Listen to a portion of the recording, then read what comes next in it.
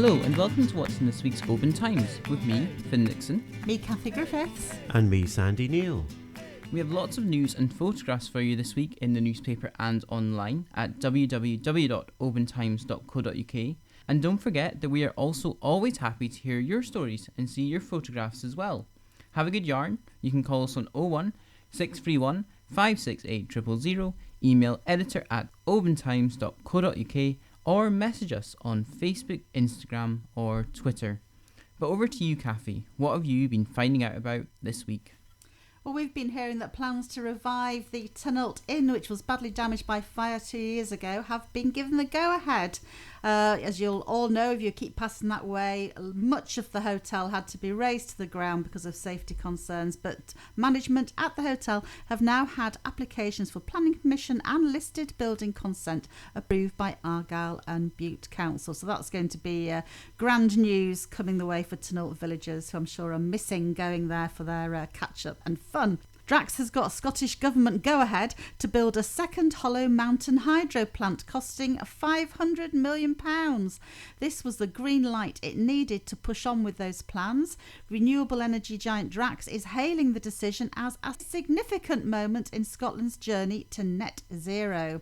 Now, if you like your history, then here's a date to jot down. Newly renovated and expanded Kilmartin Museum reopens its doors on September the 3rd. The reopening will also see half of the museum's collection of prehistoric artefacts going on display for the first time. Artist Lizzie Rose, who lives nearby, will be having a new exhibition going on show there involving 400 oak tree seedlings, which will later go on to be planted in a collaborative action to create a living monument in that wonderful Kilmartin Glen.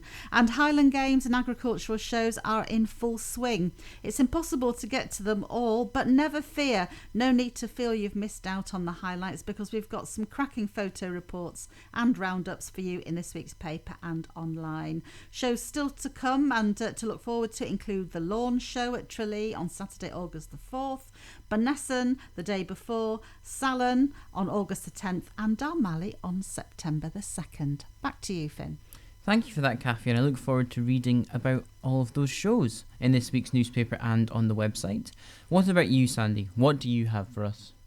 Well, thank you very much, Kathy and Finn. Well, a week after the Oban Times urged Scotland's First Minister, Humza Yousaf, to visit the town in our Invest in the West campaign, he did just that. Mr. Yousaf answers our questions about the problems you face on the West Coast and about the Scottish Government's plans to solve them.